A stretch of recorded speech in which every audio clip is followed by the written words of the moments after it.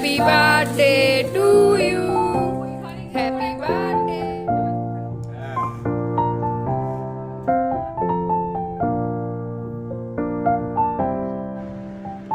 নমস্কার বন্ধুরা, টুকরির ক্রিয়েশনে আরও একটি নতুন ভিডিও নিয়ে চলে এসেছি। আজকের রান্না করতে চলেছি চিংড়ি ভাপা। খুব সহজেই এই চিংড়ি ভাপা আপনিও বাড়িতে রান্না করে নিতে পারবেন, একদম ঘরোয়া পদ্ধতিতে, ঘরোয়া উপকরণ দিয়ে।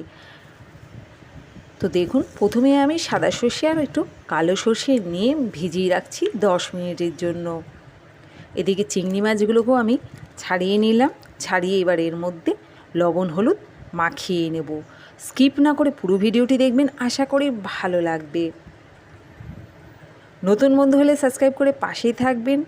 ভিডিওটি ভালো লাগলে শেয়ার করে অন্যকেও দেখার সুযোগ করে দেবেন। আর বন্ধুদের বলবো, ভিডিওটি দেখবেন যখন একটি লাইক অবশ্যই দেবেন। আর আজকের ভিডিওটি কেমন লাগলো কমেন্ট করে জানাতে ভুলবেন না। আজ একটু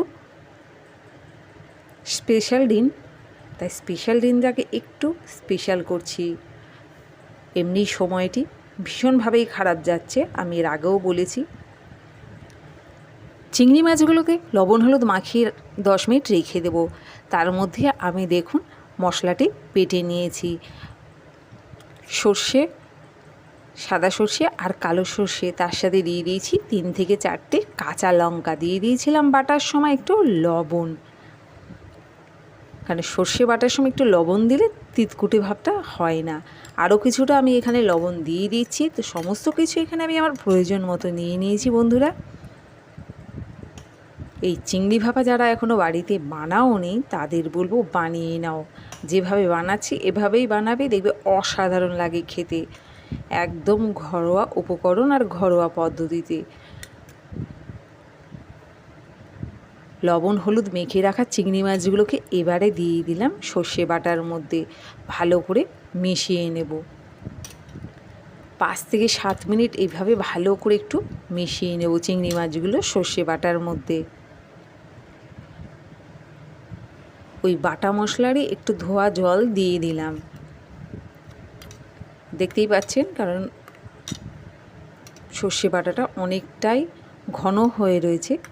তাই ভালো করে একটুখানি জল দিয়ে মিশিয়ে নিয়ে চিংড়ি মাছগুলোকে এইভাবে রেখে দেবো। এইবার একটি কাঁচা লঙ্কা দিয়ে দিলাম। কাঁচা লঙ্কাটি দেওয়ার পর এবার ঢাকনা আটকে দেব। দিয়ে দেবো কিছুটা সর্ষের তেল তার আগে।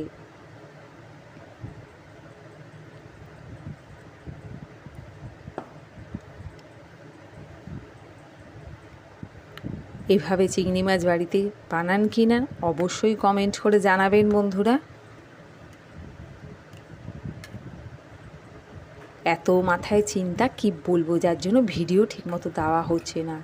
তো দেখুন, এবার আমি চিংড়ি মাছটাকে ঢেকে দিলাম। এইবার আমি একটু গ্যাসের মধ্যে কড়াইতে জল দিয়ে ভাপাতে দিয়ে দেব। প্রায় 15 মিনিট আমি চিংড়ি মাছটিকে জলে ভাপিয়ে নিয়েছি। তো পরে আমি সাঁড়াশিটাকে সরিয়ে দিয়েছিলাম। তো দেখুন, 15 মিনিট পর চিংড়ি ভাপাটা তৈরি হয়ে গেছে। আজ একটু বরের জন্মদিন, তো মেয়ে বলল, মা অনেক দিন চিংড়ি ভাপা করো না, একটু চিংড়ি ভাপা করো। সেই উপলক্ষে আজকে একটুখানি চিংড়ি ভাপা করেছি। সামান্য আয়োজন হয়েছে। চলুন দেখাই বরের।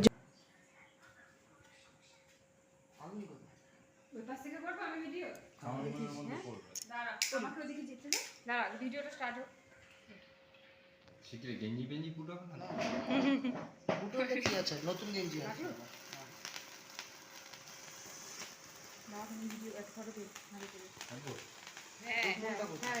কাটো কাটো। Happy birthday to you. বাচ্চাদের মতো মুখের হাসি ওনার লেগেই আছে। মেয়েরা উইশ করছে, ভীষণ আনন্দ ওনার। তার মধ্যে বড় মেয়ে এসেছে অনেক দিন পর। তো দেখুন, এবার কেক খাইয়ে দিয়েছে সবাইকে। প্রথমেই খাইয়ে দিল বড় মেয়েকে, দিল জামাইকে, এটা হচ্ছে আমাদের জামাই। তারপর দিল আমাকে।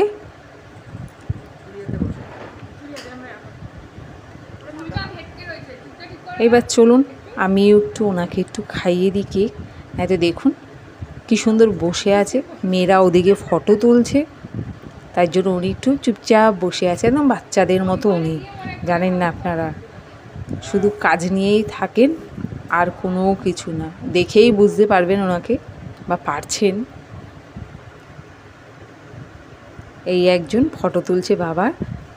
কেমন লাগলো কমেন্ট করে অবশ্যই জানাবেন।